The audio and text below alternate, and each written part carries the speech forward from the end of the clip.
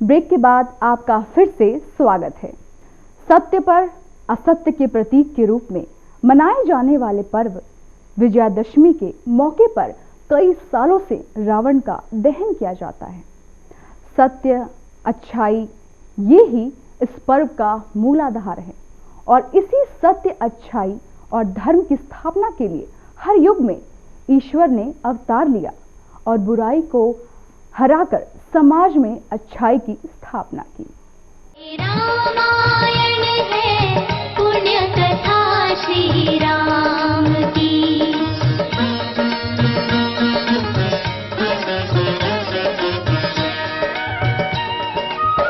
राम भद्र के सभी वंशधर वचन परायण धर्म धुरंधर कहे उनकी कथाएं भूमि अयोध्या धाम की। यही जन्मभूमि है पुरुषोत्तम गुण राम की। हम श्री राम जी की कथा के संदेश को अच्छे से जान चुके हैं। श्री राम की कथा हमें धर्म और सत्मार्ग पर चलने का संदेश देती है। श्री राम की ये रामायण है।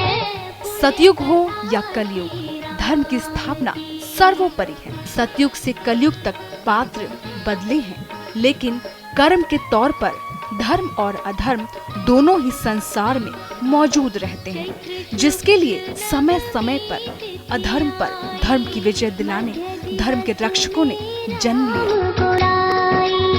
बनकर कौशल्या के लाला प्रकट भये हरि पर। कभी राम के रूप में तो कभी कृष्ण के रूप में दशहरा पर्व को स्थापित करने वाली कहानी का परिणाम, जिसमें भगवान श्री राम ने दशानन रावण का वध कर धर्म को विजय दिलाया। ये बात है त्रेता युग की।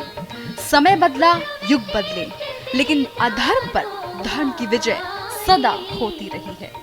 काल विद्या सब पाई। त्रेता युग में इसके मुख्य पात्र श्री राम थे और अब कलयुग में हर इंसान में राम और कृष्ण बसते हैं।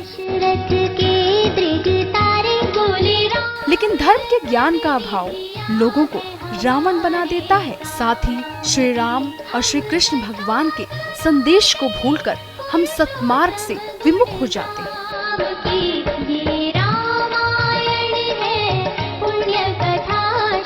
लेकिन इस युग में हमें किसी धर्म रक्षक का इंतजार नहीं करना चाहिए।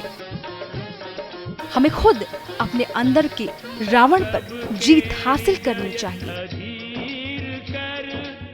हमें अपनी बुराइयों पर जीत हासिल कर सच्चे मनुष्य का जीवन जीना चाहिए।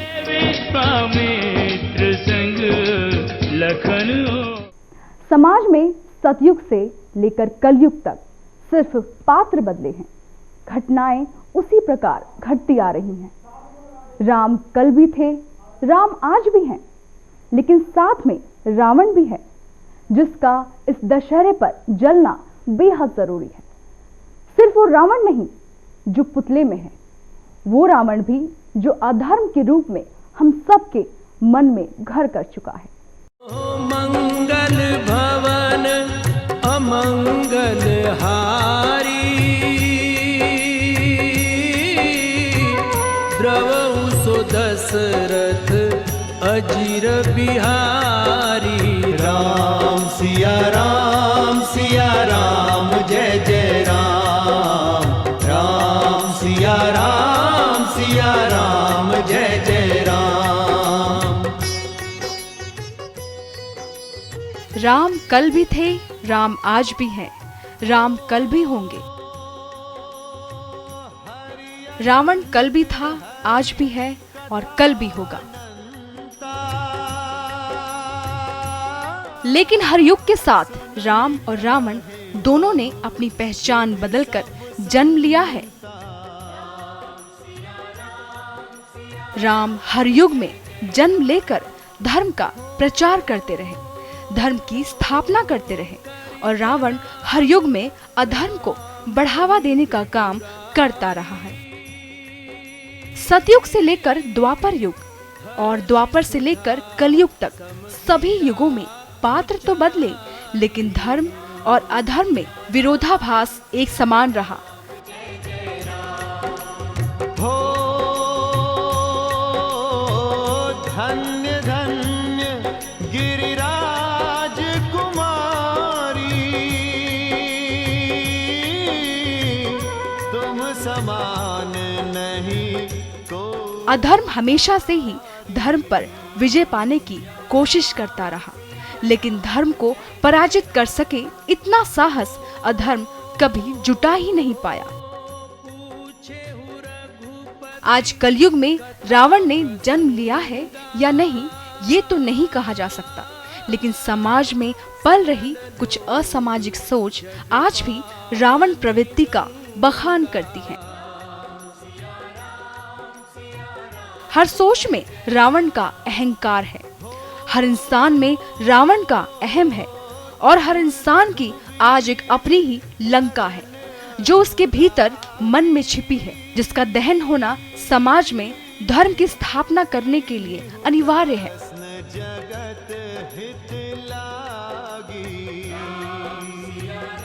दशहरा पर हम रावण दहन कर युगों से चली आ रही उस परंपरा को तो निभाते हैं जिसमें रावण को जलाया जाता है, लेकिन रावण का वध कर भगवान श्री राम ने जो त्रेता युग में धर्म की स्थापना की और उस भय मुक्त समाज का निर्माण किया, उस परंपरा को निभाने से कतराते हैं।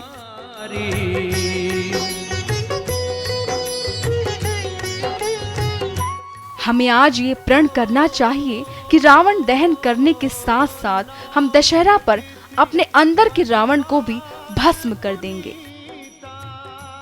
और द्वेष, ईर्ष्या, लालच, लोभ, हर उस भावना का त्याग कर देंगे जो रावण प्रवृत्ति को बढ़ावा देती है और हमारे अंदर रावण को जन्म लेने का अवसर प्रदान नहीं करेंगे। मध्य दिवस अति शीतन घामा, पावन काल लोक विश्रामा।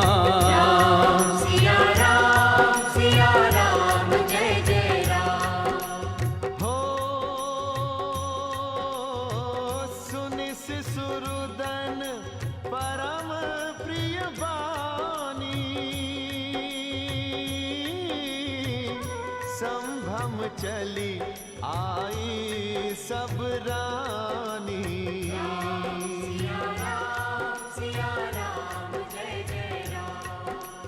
हो दशरथ पुत्र जन्म सुनि काना, मानहु ब्रह्मानंद समाना।